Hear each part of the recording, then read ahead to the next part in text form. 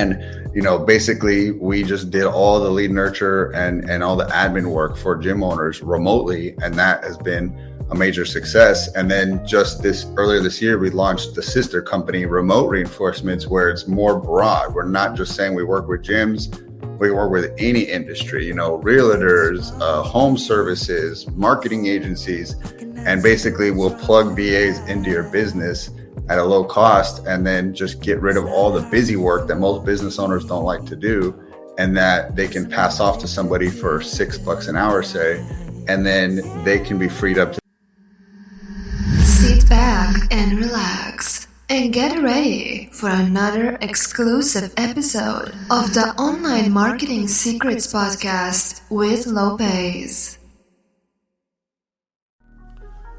This episode is brought to you by ERC.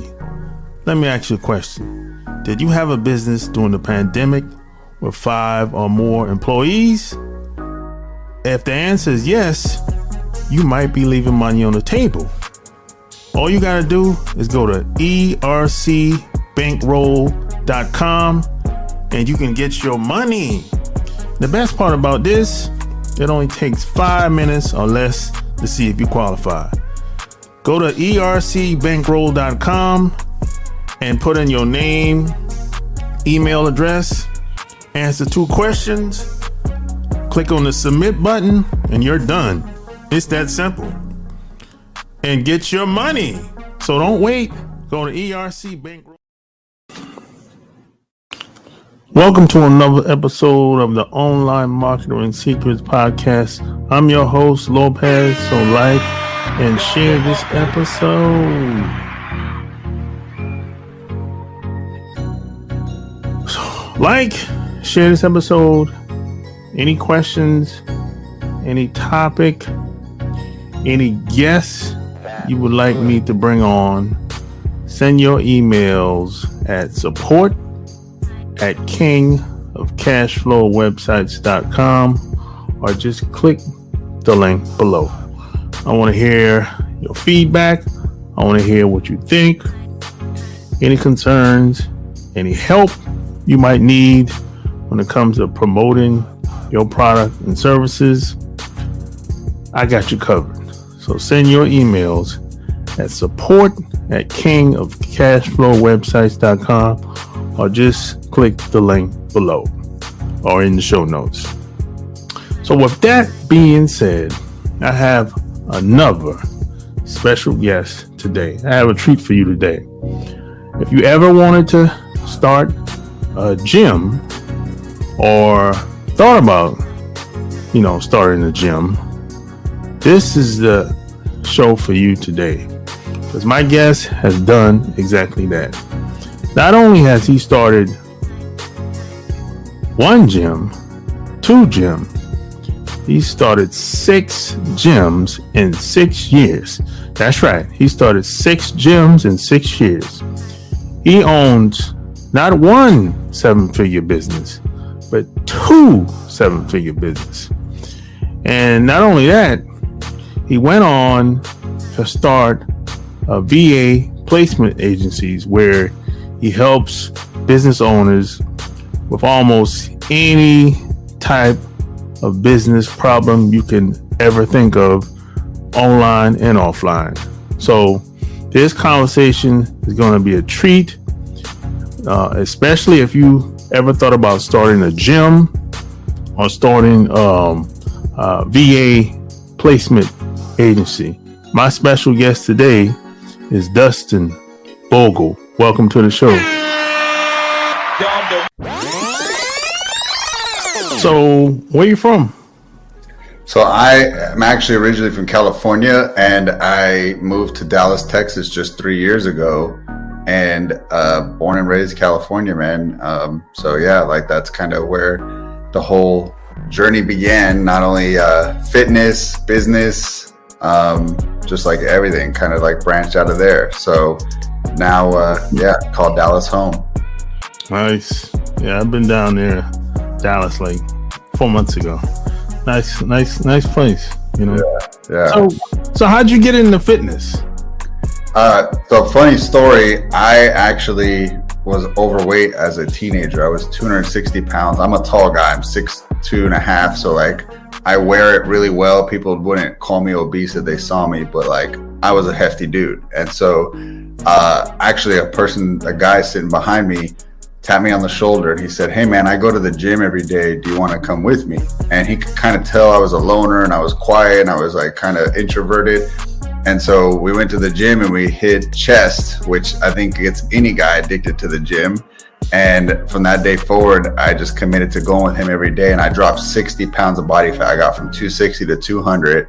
I had visible abs, defined arms. And I was like, holy cow, like this is life-changing. And it gave me so much confidence that at that day, I decided I wanted to go into the fitness business and help people get healthy and fit.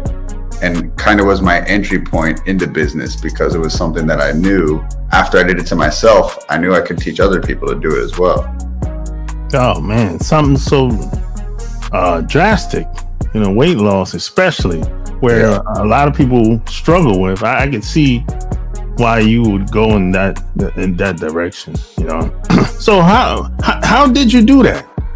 How did it was strength training. Like when, again, I was 17, 18. So your hormones are kind of, like on fire. And so if you just apply the right stimulus to it, which is strength training and eating more protein, you'll get fast results. Now, that doesn't mean, people who are 20, 30, 40 should just throw in the towel and call it quits. But essentially, you are losing 4% muscle mass every year that you don't put resistance on your muscles.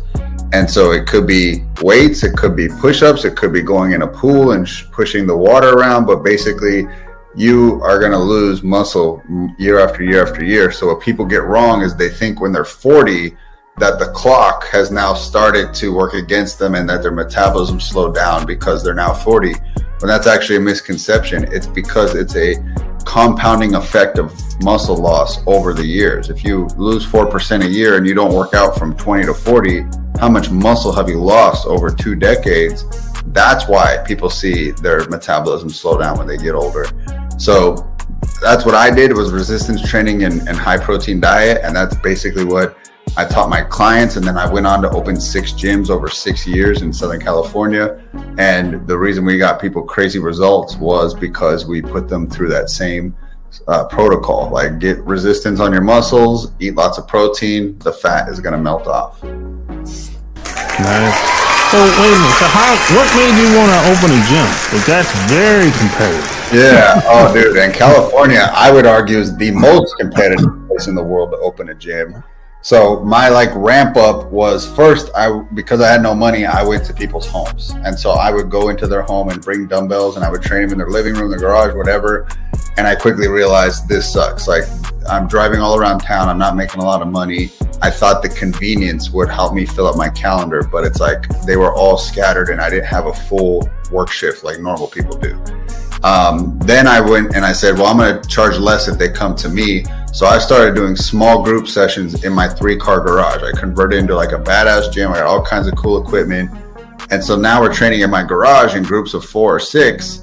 And now I'm making more money, but the weather is working against me. When it's hot, my garage is cooking. And when it's cold, we can see our breath while we're working out. And so people are like, man, I wish you could get your own spot and we can get out of the element.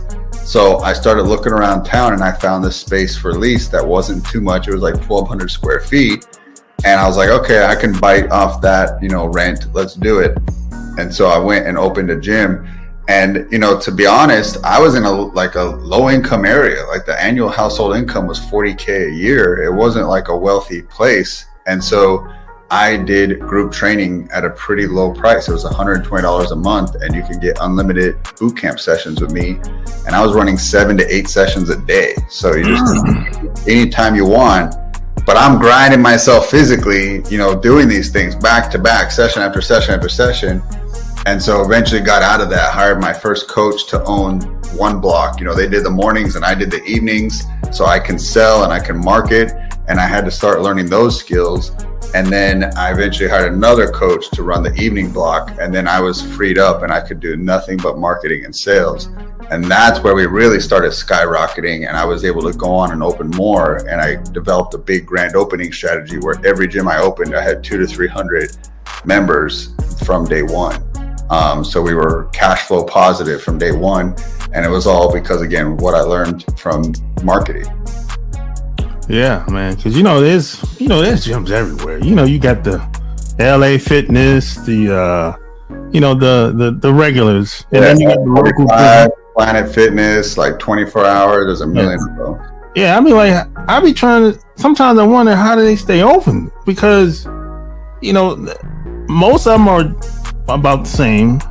The bigger ones, they have the pools and the hot tubs and the extracurricular activities or whatever. But most gyms that I see are the same. So I'm like, how do they even stay open? How do they, and most people are, they're doing the same thing. Yeah, it's a tough business, man. I won't lie. And to be honest, there's probably a lot of gym owners out there that you drive by that gym and I can almost guarantee they're struggling. Like, they don't make a lot of money, and it was a hard business that, I had to learn. But the gift that you get from anything you do hard is that it's kind of this boot camp for you to learn the skills you need to be excellent. And so when I took what I learned in fitness and I applied it to a non-fitness industry, it was like lights out. I was like, oh my God, this industry is so easy. Like, I'm crushing it. And it was because I was like built into such a difficult industry that when you go to, I want to say anything is like easy, but like there's not so many moving parts. It's not such a difficult sell, because when you are selling people fitness, you are selling them something they don't really want to do. People don't really want to get sweaty. They don't want to be sore. They don't want to give up their sugary food. So it is a hard sell to change this person's habits, where if my plumbing is busted, I want this. I want to pay you. I want you, my pipe fixed, come over here now and I'll pay you happily. And that's a different type of customer. When someone's happy to pay you money, when someone's fighting you for their money, I had to learn that, and I didn't think about that when I got into fitness. I just did what I loved because I loved fitness and it changed my life. But as I went through years of it, I was like, man, why is this so hard to sell? And I got a buddy doing roofing, and I got a buddy with, an ice cream shop, and like these guys are crushing it. It's like, oh, because they are taking money from people that want to pay them. People don't want to pay me. I have to convince them they want to pay me. Yeah, but there is a lot of struggling gyms, just, again, being honest. And so the ones that do learn the game can be very successful and amass wealth. But there's a lot who don't learn it, and they get stuck in the same place for a long time. Yeah. So how'd you learn marketing? So when I got into it, man, like Facebook ads just came out. And so I was hearing about it. A lot of other gym owners I talked to said, hey, you should try it out, give it a shot. I actually really enjoyed writing for my local newspaper. I was lucky enough to talk to them, and they gave me a local column where I could write a fitness and health piece every week. And that kept my phone ringing, to be honest. Like, people kind of like, throw shade at these old school ways of marketing. But man, that grew my gym for a while. Like, just giving them, every Thursday I had to submit an article, and I put my phone number at the bottom, and I got a steady amount of calls from that. And then I would post on social media, and I didn't know what that was, organic, marketing, but people found me, they friended me, and they would come and check out the gym. And then I started putting money into paid marketing when I learned about Facebook ads. And that's when it was like cheap. I was getting leads for $1 or less per lead. And people were buying on the page. They didn't need any lead nurture. You just give them a link and they would self-check out and then show up the next day. And it was like, oh my God, this is the easiest thing ever. And that's why I went on to open 6 gyms in 6 years, because I got in those early stages. So one thing I always urge marketers to do is, like, a new platform comes out, at least give it a test drive, see what can happen there, because it's always served me well to get to a platform early on and beat everybody to it. And really, dude, it was no mentor, no course, no book. It was just doing it, just playing with it and learning and paying attention to what got people's attention and what didn't, and putting new stuff up. And I think I just did so many repetitions. That's how I learned that skill. Yeah, that's great, man. Sometimes experience is the best teacher, man. It might be bumpy along the ride, but you learn eventually if you just keep moving, Yes. Yeah. So opening a gym was your first business? You never tried anything else, online or offline? No, that was my first business. And then, I sold a few of them before COVID, not knowing that was coming and what a huge blow that would make to the industry. But it was around that time I was starting to get the itch to try online business, because the hindrance of a brick and mortar is you can only market it into this small little bubble, like this little 5-mile bubble around your gym. People aren't going to drive farther than that for the gym. So I was like, man, if I learned all this stuff around selling locally, imagine my marketing superpowers to a nationwide audience, what I could sell around the world. Like, oh my God. So that just got me more and more excited. And one of the things I did in my gym that was kind of a trailblazer, and I don't say that lightly, because I don't like it when people kind of say I was the first one to do this, but I honestly don't know someone else was doing this. I had VAs in my gym in 2016 doing my lead nurture, doing my admin, and basically put them into my business pretty quick, when a lot of times people were skeptical and didn't trust someone doing, lead nurture or admin that they didn't see in their gym. Like, gym owners like to see their team physically. And I guess I was just like a little bit more forward thinking. I was ready to have remote team members. So I was doing that since 2016. And then when COVID hit, I'm just rocking and rolling with VAs. And then I was telling all these owners for years, you should do it. You save money on labor. When you're needing people to work late at night, it's just early morning for them. So it's a very easy trade. And they're like, no, I don't like that. And then COVID hit, and all these owners started calling me saying, I need someone to do sales remotely. We can't go into the gym. How did you find one? How do you trust them? How do you train them? Like, yada, yada. And that's where I saw the opportunity to turn it into a done for you service. And I said, hey, we'll do it. I've already been doing it for 4 years. Let me recruit the people. Let me train them on sales. Let me teach them how to run your CRM. And so we launched a company called Gym Reinforcements that just celebrated 3 years of operation in December. And, basically we just did all the lead nurture and all the admin work for gym owners remotely. And that has been a major success. And then just earlier this year, we launched the sister company, Remote Reinforcements, where it's more broad. We're not just saying we work with gyms. We work with any industry, realtors, home services, marketing agencies, and basically we'll plug VAs into your business at a low cost, and then just get rid of all the busy work that most business owners don't like to do, and that they can pass off to somebody for $6 an hour, say, and then they can be freed up to do the stuff they most love to do. So yeah, that's kind of that switch over from like, how do you go from 6 gyms and brick and mortar to having an online business? I think the great shakeup was definitely COVID. It was on my mind already, but like that really made me take action on it, was that I wanted to go online and not be held back by a government agency that can, shut down my brick and mortar business. Yeah, that's a very unique approach, because, I've been to a lot of gyms, and most of the time, if it's a small gym, you're going to see either the owner or a family member or somebody like that. You usually don't see nobody that they hired. So yeah, that's you. I think you were ahead of the curve, especially during the pandemic time, because, man, some of these gyms shut down, they never open back up. Oh shit! Yeah, actually, there's a pretty big company in the fitness industry called IHRSA, IHRSA. And IHRSA basically did a study, and they found that 30% of gyms across the country shut down or never reopened. That's huge. Like 1/3 of our industry just closed for good because of COVID. So again, some people survived it, which is good, because they got more market share. Like all the members at those gyms now need a new gym, and they went to the ones that are still standing. But sadly, I mean, the people that like lost their savings, or that was their income, and like they all had to kind of reshuffle. They had to find a new place to kind of, evolve into and start their next chapter. Yeah. So what gave you the confidence to be like, hey, I'm going to help other people do the same thing that I did? Because it's one thing, it's one thing for you to do your own thing, have your own success. But it's another thing to show somebody else something. But some people are not that open to the ideas that you might have. Some people might say it's a little radical, it's too much, it's too bold. So how was that transition? Yeah, I think for me, I wanted my next challenge. I felt like I conquered the how to train a person to lose fat and all the fitness tips, and really got it down to just like the simple things you need to do. You need resistance training, you need, a high protein diet, and you need to get your sleep. Like, that's it. If anybody wants to live for a long time and be healthy, fit, and lean, that's the three things. So like, there wasn't really anything challenging me in that sector of my life, and I was ready to go to my next chapter.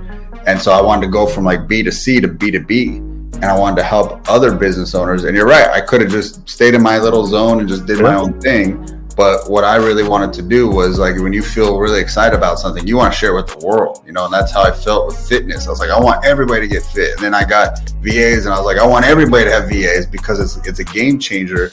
And as a business owner, you only got a couple choices. It's, I'm going to raise the top line and bring in more revenue, or I'm going to improve the bottom line and I'm going to just find ways to become more profitable. I'm going to cut expenses. I can, if I can hire cheaper labor, I can get it done quicker. I can consolidate. Like, what can I do so that I don't have to always chase more and more revenue? How can I maneuver things with our expense sheet? And so that's what I got excited, because a lot of times people like would throw shade and say, oh, the low skill workers, if you're hiring overseas, they can't match US talent. But I also find a lot of times US talent is overpaid and lazy. And so like they're getting $60K a year and then they don't want to do nothing. And it's like, they're like, oh, I'm not going to work hard till you pay me $100K. It's like, all right, you're out, and it's like, it's one of those things that people got to change their mindset. They say, when I get paid, then I'll work hard. And it's like, no, you got to work hard and then you get paid. And one of the things I love about the Filipino culture is they are some of the hardest working people. Yeah. Our working hours that we want, like, that's the midnight. It's graveyard for them. Yeah. And they're up and they're doing it because they got families to feed and they want to grind and they want that opportunity. So I see that in them, and it's really rewarding for me to give it to them. So like that's something that, again, is the why behind it. Yeah. So you published a book. Yes. So how did that come about? Yeah, I mean, after collecting, again, I got certified as a trainer, man, in 2004. So now I'm coming up on 20 years in the industry. When you do something that long, you probably collected a lot of tips, strategies, and best practices. So I put it in my book, Reinforce Your Gym. It's on Amazon. And basically, I put together three main sections. It's marketing, which we're here talking about, and how to like amplify your marketing. It's sales, how to get more sales. That's like hiding in your gym and you don't even recognize it. And then it's leadership. How do you develop yourself and your team so that you can really step away from the day-to-day and have them be the main operators and you can truly be the owner? So those are the three sections in the book. And it was not easy. In addition to running businesses and then trying to find the time to write a book, it was definitely a grind. But it was worth it at the end to have it out. And then it hit bestseller on Amazon, which is really cool. And so, I also tell people, even if you're not a gym owner, that might sound like a very niche title, and it is, but you can still read it and ask yourself, how does this apply to my business? And there's definitely some takeaways in there for everybody. Yeah. So I guess, in a perfect world, I mean, who's your ideal client? Is it startups, or is it gym owners that's struggling, or is it maybe it could be a gym owner that's doing well, they want to do better? So who's your ideal client? It's definitely, there's two main people that I like working with. Definitely gym owners. They have to be at $20K a month for us to be able to have enough like ability to help them. Like if they're just starting their gym, we're probably not going to be able to do a whole lot for them. It's basically, like you said, they're doing good and they want to go to excellent. So they got to be at least $20K a month in revenue as a gym owner. But in terms of plugging in, VAs to just non-fitness businesses, I think my favorite is just online companies. We tried a lot of other in-person types of businesses, chiropractors, home services like HVAC, plumbing, things like that. I don't know what it is, but I just keep running into this mindset that in-person businesses only want to hire in-person employees. Like they have a hard time having hybrid staff where some is in person and some is remote. And so that mindset is what blocks us from being able to help them, where online companies are used to having online staff. Their whole staff is online. Their meetings are on Zoom. They're not in a conference room. So we love working with online companies, usually doing anywhere from $10,000 a month up to $100,000 a month is kind of our sweet spot. And basically we like coming in and relieving them of payroll and relieving them of low level tasks. Like we basically go through a full audit, we have a checklist of over 70 things that we can do well, and we just see who can we help. You know, it's like sometimes it is the owner, sometimes it's the right hand person, sometimes it's frontline staff, and you're just looking at your team and, you know, asking yourself, how can I get more out of my highest paid team member? Instead of hiring more and more staff and adding more team member, more payroll, what if I bring in relief for them that's taking away the stuff that slows them down from their highest level tasks, right? So like a salesperson, you want them on more phones, you want them doing more texting, but when they have to stop and put the sale they made into the data entry, into the CRM, and they have to write out all the details and the notes from the call, like they're not making the business money, and they're basically a high cost data entry person.